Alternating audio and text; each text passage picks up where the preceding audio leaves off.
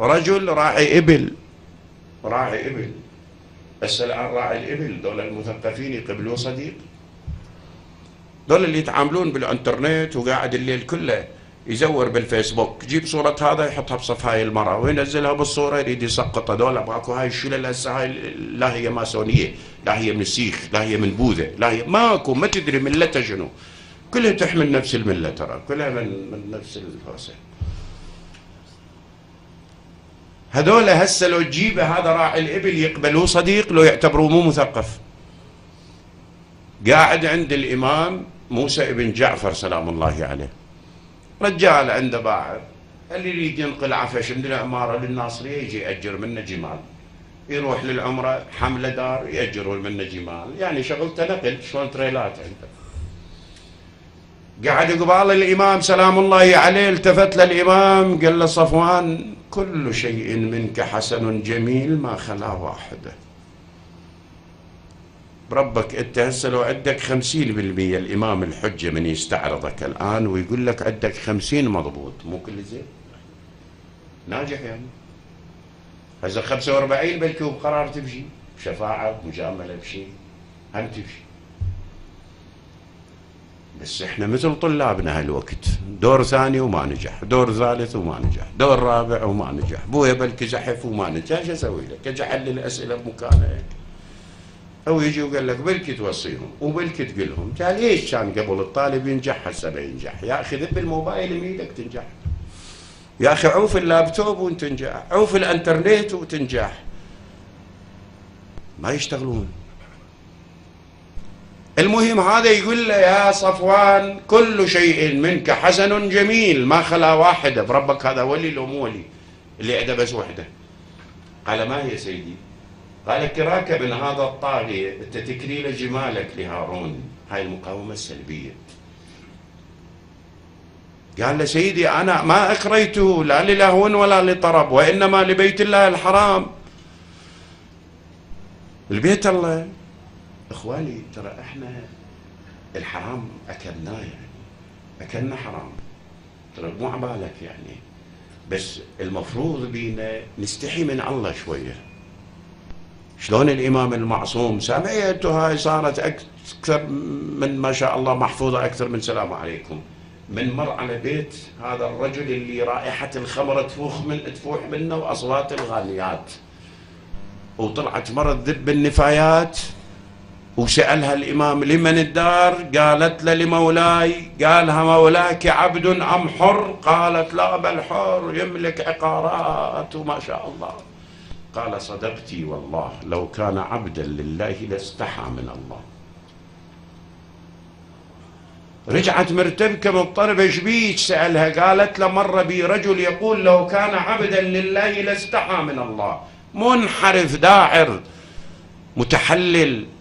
قالها صفيه. قالت له تميله الريح إذا هبت، نحيف له ثفنة كثفنة البعير من السجود، إلفت نور والله بوجهه. قالها والله هذا موسى ابن جعفر طلع يركض وراه حافي، من رجل متحلل إلى هسه إلى مزار اسمه شيخ بشار بشر الحافي، مو قلب حياته. اكو مو لو كان عبدا لله لاستحى من الله. كم واحد بينا هسه مو خاف نحكي يصير غيظ، يعني هم يشتموني بالفيسبوك انا ادري، يعني هم الصبح جيب لي صوره تلطشها بصف تقول هذا جعفر هذا، لانه ما يروق لك اقول هالشكل. ايش كم واحد هسه راكب له سياره موديلها يختلف عن سنويتها؟ اكو لو ماكو؟ موديلها 2007 والسنويه 2014. شو صفنتوا بوجهي؟ حلال لو مو حلال؟ حلال حرام شبهه شنو هاي؟ شو يسموها؟ خلاف النظام لو مو خلاف؟ تطبب تملي البلد بسيارات قديمه سكراب ومنسخ وناس ماجورين مسوخ من باعه الذمم والضمائر، ويعطوك سنويات موديل 2015 و2016 وتمشيها والله ايه خلاص انا اضمن لك سنويه. ادري تضمن لي؟ مو انا بيت نار راكب بيها سياره وبيها شبهه وبيها شعب يطلبني، 30 مليون عراقي يطلبني. فكرنا بالشبهات، فكرنا بالحلال والحرام، فكرنا بالأطعمة واللحوم اللي تدخل البلد ايش ناكل منها وشنو اللي اللفظة منها. يصيح أمير المؤمنين سلام الله عليه: فما اشتبه عليك فالفظه، لأنه هذا تأكل لقمة تدخل إلى بطنك، إذا طبت لقمة الحرام إن الله حكم وأقسم أن لا يقبل من عبد صرفا ولا عدلا وفي بطنه لقمة حرام. احنا تسولفها، شيبتنا يسولفوها، آبائنا يسولفوها وتسامعيها من هذا الملك اللي راد يظلم.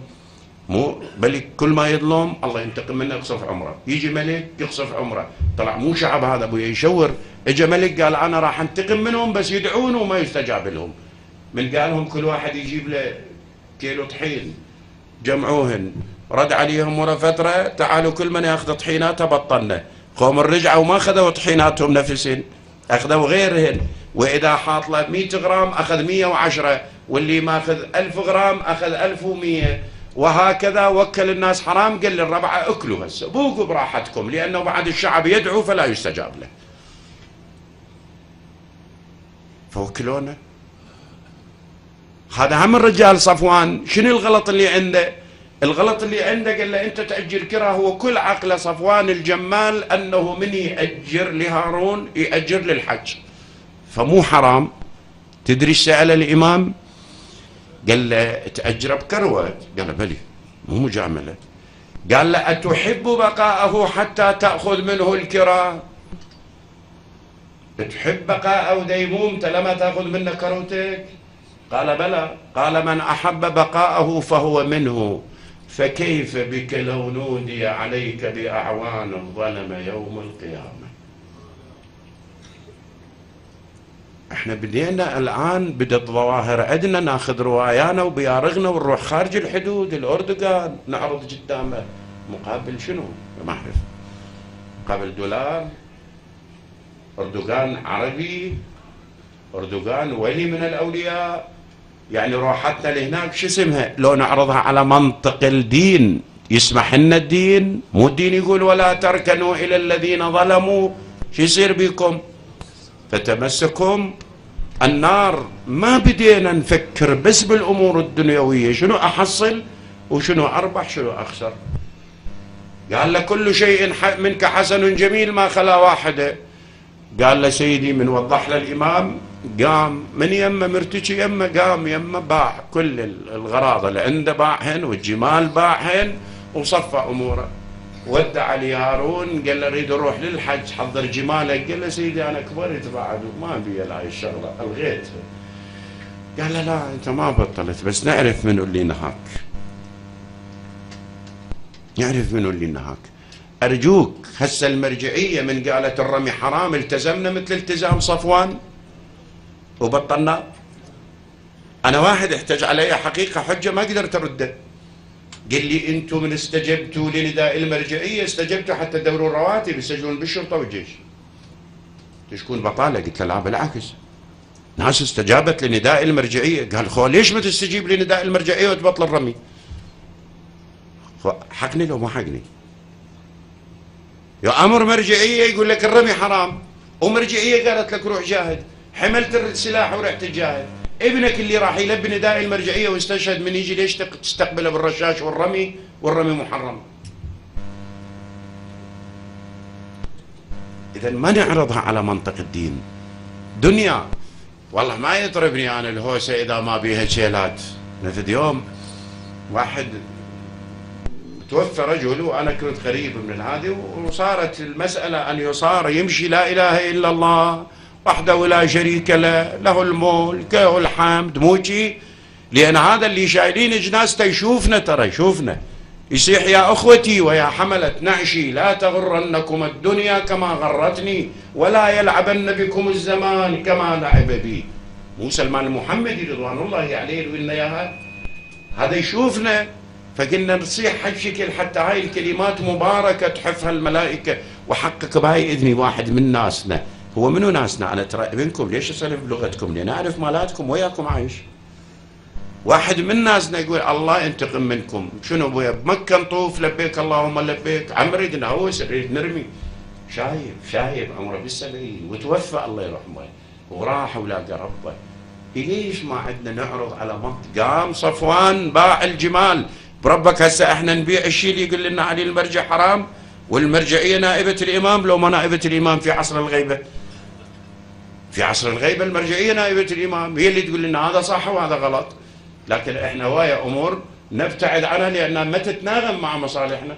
إذا تناغمت مع مصالحنا صحنا وين المرجعية، وإذا تقاطعت مع مصالحنا نغلس عنها كنا مو سامعيها ولا كنا قايلة ولا كنا صادرة فتوى.